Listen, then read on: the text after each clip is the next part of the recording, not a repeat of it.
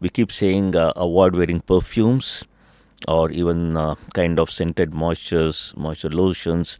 So any of those things which doesn't gel with the forest smell or gel with the forest, we ask them to avoid that. But all said and done, there are people who just don't bother about this. They come chit chat. They come with so much of scent, and like I've seen people wearing fluorescent jackets and all inside the park. So they are those regular touristy kind of people who come, and yeah, I mean tourism is filled with like all kind of people over there, and no matter how much we try to create awareness and educate them, there's always people, that part of a crowd like who comes just to enjoy, have good life, and it sometimes it does cause kind of disturbances.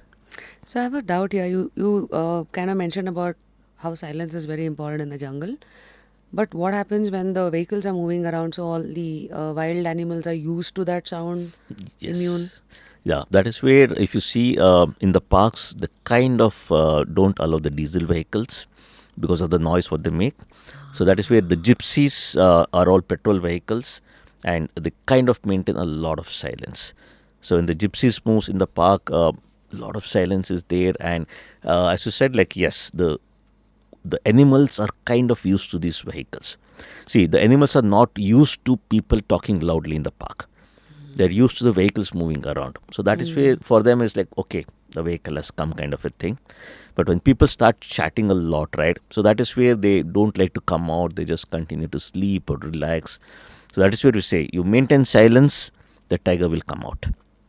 The more noise you make, it will just relax and continue to sleep, and it will wait for you to go away. So that is where if there are just one or two vehicles around a tiger, then it continues in its natural behavior. They come out, they sit on the road, they give you a fantastic view. But when more vehicle comes and then the shouting starts, and that is common in the current scenario because people who come at the back, they can't see the tiger.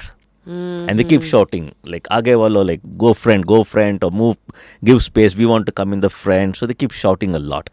So that kind of causes disturbance, and sometimes with all this noise, the tiger just goes off inside.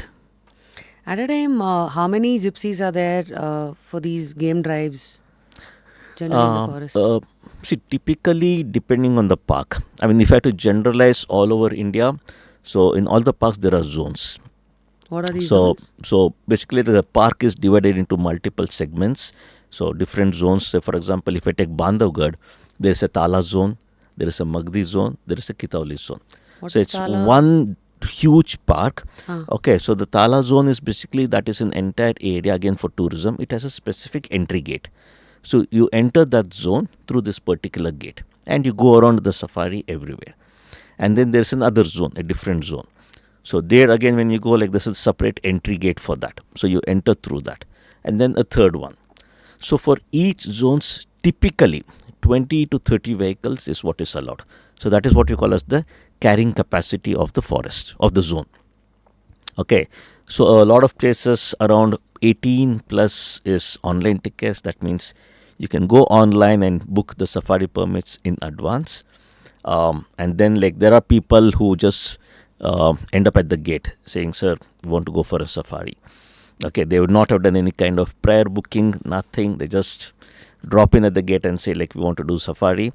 So for those kind of people who kind of like walk-in Directly guests, walking? Yeah. so we have around 5 offline booking vehicles are allowed, and then another 5 VIP bookings are there. Like so, this is more of the forest department or the field director quota, what we call, because suddenly sometimes last minute some VIPs may come in. So for that again there are 5 vehicles allocated for that. So typically anywhere from 20 to 30 vehicles is kind of the carrying capacity of a particular zone. So I mean all over Madhya Pradesh at least this is how things are. Of course, like we have our own Kabini over here, so there's a maximum of just 12 vehicles.